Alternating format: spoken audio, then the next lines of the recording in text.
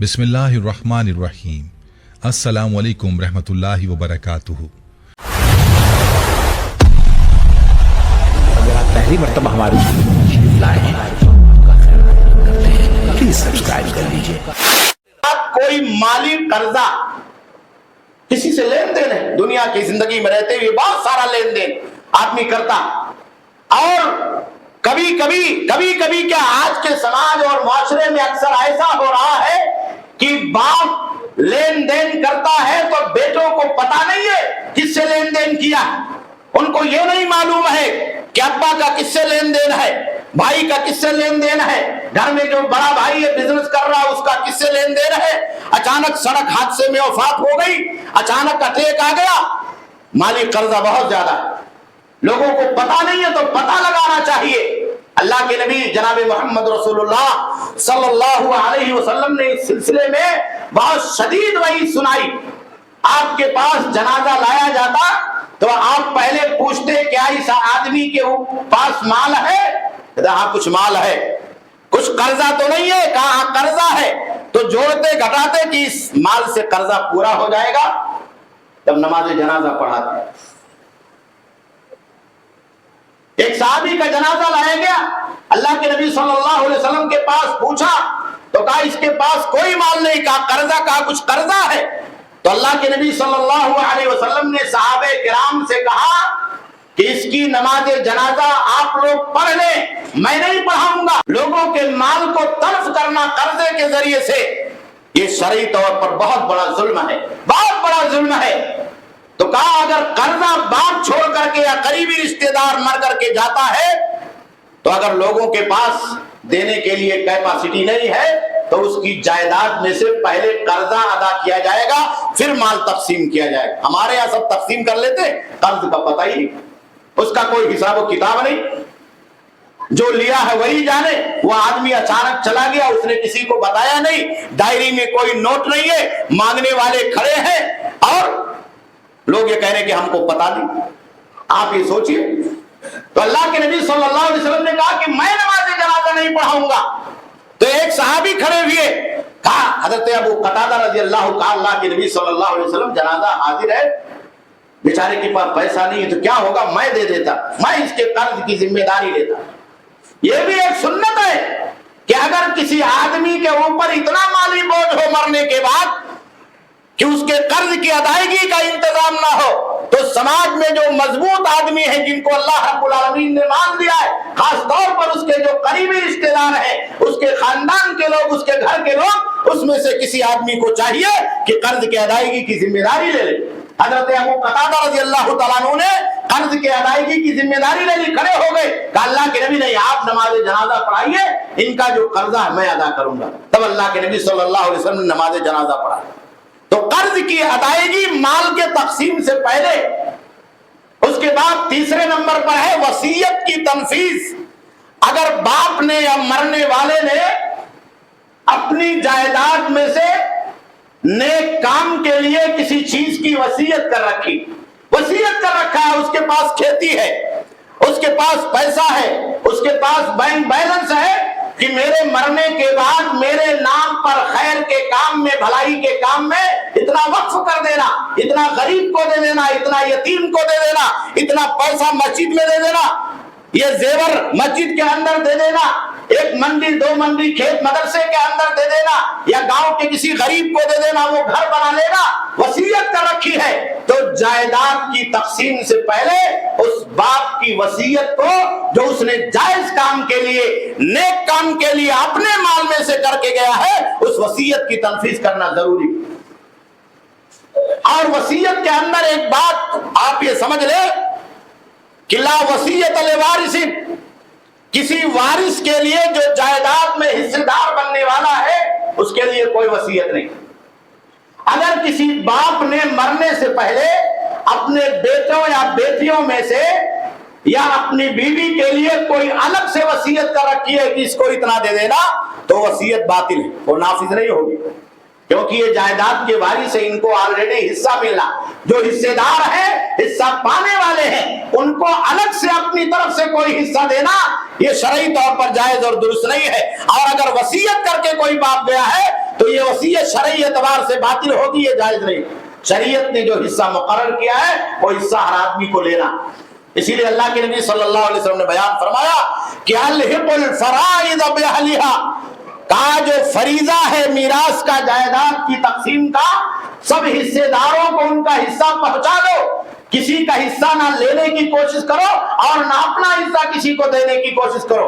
جو حصہ اللہ نے مقرر کیا ہے تمہارے لیے اور جو حصہ مقرر کیا ہے دوسروں کے لیے، جو حصہ مقرر ہے مردوں کے لیے، جو حصہ مقرر ہے عورتوں کے لیے، جو حصہ مقرر ہے بیٹوں کے لیے، جو حصہ مقرر ہے بیٹیوں کے لیے، جو حصہ مقرر ہے گھر میں ماں کے لیے اور بیوی کے لیے اور اس کے مقابل میں شوہر اور باپ کے لیے، تو سب کو سب کا حصہ پہنچا دو۔ یہی انصاف، یہی اسلام کا انصاف ہے۔ مسلمانوں کو اللہ رب العالمین نے اسی بات کی تعلیم دی۔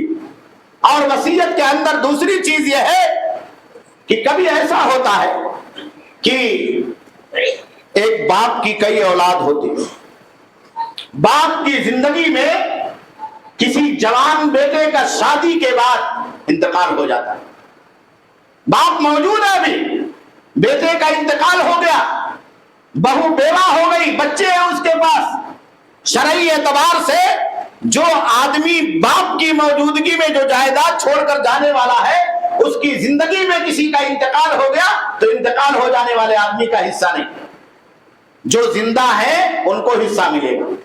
اب ظاہر سی بات ہے، وہ تو بیٹا، اس کی اولاد ہے، اس کی بیوی چھوڑ کر کے گیا، ان کی زندگی کا گزر بسر کیسے ہوگا؟ جس کو کہا جاتا ہے کہ پوتوں کا دادا کی جائیداد میں کیا حصہ ہو، تو یہ پوتے وہی ہیں جن کے باپ کا انتقال ہوا، دادا موجود ہے، تو یہاں وصیت ہے۔ یہ بھی اسلام کا نظام احسان ہے۔ اللہ کے نبی صلی اللہ علیہ وسلم نے یہاں دادا کو ذمہ داری دی ہے، دادا کو ذمہ داری دی ہے کہ اپنے پوتوں کے ساتھ احسان کا معاملہ کرے، نیکی کا معاملہ کرے۔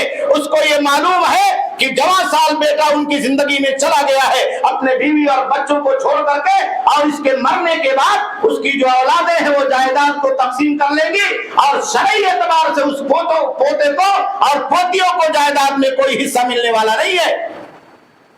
تو دادا کی ذمہ داری ہے کہ ایسے وقت میں اپنے پاور کا استعمال کرے۔ اسلام نے اس کو حق الوصیہ دیا، وصیت کا پاور دیا۔ آپ 1/3 جائیداد کی وصیت اپنے پوتوں کے لیے کر سکتے ہیں، اور یہ اسلام کی تعلیم ہے۔ ظاہر سی بات ہے، وصیت جو اللہ کے نبی صلی اللہ علیہ وسلم نے خیر کے کاموں میں کرنے کا حکم دیا ہے، اس سے بڑا خیر کا کام کون سا ہوگا اس دادا کے لیے کہ وہ اپنی جائیداد میں اپنے بیٹے کے مر جانے کے بعد اپنے پوتوں کے لیے وصیت کر کے جاتا ہے۔ یہ بہت بڑا نیکی کا کام۔ بہت سارے لوگ کنفیوز ہو جاتے ہیں کہ حصہ نہیں ملے گا۔ میرے بھائیو، دادا زندہ ہے تو اس کی ذمہ داری ہے کہ بیٹے کے مر جانے کے بعد پوتوں کے لیے وصیت کر کے چھوڑے، اس سے پہلے کہ لوگ اس کی جائیداد کو تقسیم کر لیں۔ تو 1/3 کی وصیت کرنا اس کے لیے جائز۔ اللہ کے نبی صلی اللہ علیہ وسلم نے پورے جائیداد کے 1/3 حصے تک وصیت کرنے کی ترغیب دی ہے اور وصیت کرنے کو جائز قرار دیا۔ اس لیے میرے بھائیوں، میرے دوستوں، ہمیں اور آپ کو چاہیے کہ ہم اور آپ اسلام کے نظام عدل اور احسان کو اختیار کریں۔ تو ان 3 چیزوں کے بعد آخری جو چوتھی چیز ہے، کسی مرنے والے آدمی کے بعد جائیداد کی تقسیم۔ پہلے کفن دفن کا انتظام، خرچہ، اس کی جائیداد میں سے اگر کوئی ذمہ داری نہیں لیتا ہے، پھر قرض کا انتظام، قرض کو ادا کیا جائے گا اگر کوئی ذمہ داری نہیں لیتا ہے، پھر وصیت کی تنفیذ، جو بھی وصیت کر رکھا ہے اس مال میں سے مائنس کیا جائے گا، پھر اس کے بعد جو بچے گا اس کو شریعت کے نظام کے مطابق مردوں اور عورتوں کے درمیان، بیٹوں اور بیٹیوں کے درمیان، لڑکوں اور لڑکیوں کے درمیان، شوہر اور بیوی کے درمیان، ماں اور باپ کے درمیان جو بھی زندہ ہے اس میں سے اسلام کے نظام کے مطابق تقسیم کیا جائے۔ یہ شریعت کا پورا نظام میراث ہے اور نظام فرائض ہے جو اللہ رب العالمین نے سورہ نساء کے اندر بیان فرمایا۔ ہمارے یہاں کیا ہے، لوگ بیٹھ کر کے بند کمرے میں جائیداد تقسیم کر لیتے، بیٹے بھائی تقسیم کر لیتے، بیٹے اور بھائی تقسیم کر لیتے۔ ایک آدمی آئے میرے پاس فتویٰ لینے کے لیے، بہت سال پہلے کا واقعہ ہے، تو 4-5 بھائی تھے، ان لوگوں نے آپس میں تقسیم کیا، تو ایک کو ایسا لگا کہ مجھے کم ملا، تو کہا میں شریعت کے حساب سے تقسیم کراؤں گا۔ تو آئے یہاں مدرسے میں نے صرف اتنا پوچھا تھا کہ آپ کے پاس کوئی بہن بھی؟ کہاں بہن تو کہا میں نے بہن کو بلایا جائیداد کے لیے؟ کہا نہیں بلایا، ہم نے تو آپس میں بانٹ لیا۔ تو کہا آپ شریعت کے اعتبار سے فتویٰ لینے کے لیے آئے ہیں تو آپ بھائیوں کا بھی حصہ ہوگا اور بہنوں کا بھی اس میں حصہ ہوگا۔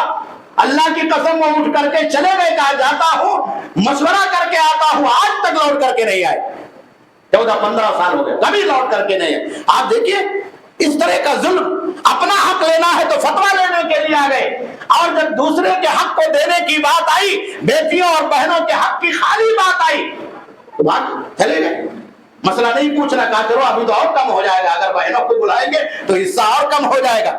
بھائیوں نے آپس میں بانٹ کے مجھے کم دیا ہے تو کہہ رہے بہن کو بھی دینا۔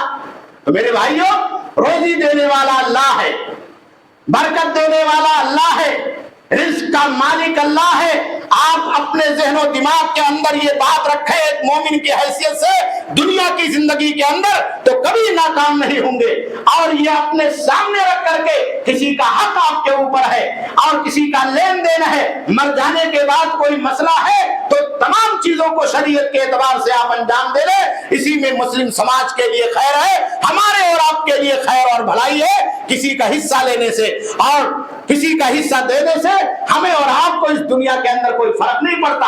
اللہ برکت دینے والا ہے، اللہ رب العالمین روزی رسا ہے، اللہ سارے لوگوں کو روزی پہنچائے گا۔ اللہ رب العالمین سے دعا ہے کہ اللہ رب العالمین ہم تمام لوگوں کو اسلام کے نظام میراث پر چلنے کی سعادت اور توفیق عطا فرما۔ اللہ رب العالمین ہمارے ایمان کی حفاظت فرما، جو رسم بد ہے اللہ رب العالمین تو اس کا خاتمہ فرما۔ بار الہ دنیا کے کونے میں جہاں بھی مسلمان بھائی مظلوم اور مقہور ہے، اللہ رب العالمین تو ان کی مدد فرما۔ اللہ رب العالمین قبلہ اول بیت المقدس کی حفاظت فرما۔ اللہ رب العالمین حرمین شریفین کی حفاظت فرما۔ اللہ رب العالمین ہم تمام لوگوں کو دنیا کی زندگی میں ایمان پر چلنے کی سعادت عطا فرما۔ خاتمہ اسی ایمان پر ہو، کلمہ لا الہ الا اللہ محمد رسول اللہ صلی اللہ علیہ وسلم پر ہو۔ ربنا تقبل منا انک انت السمیع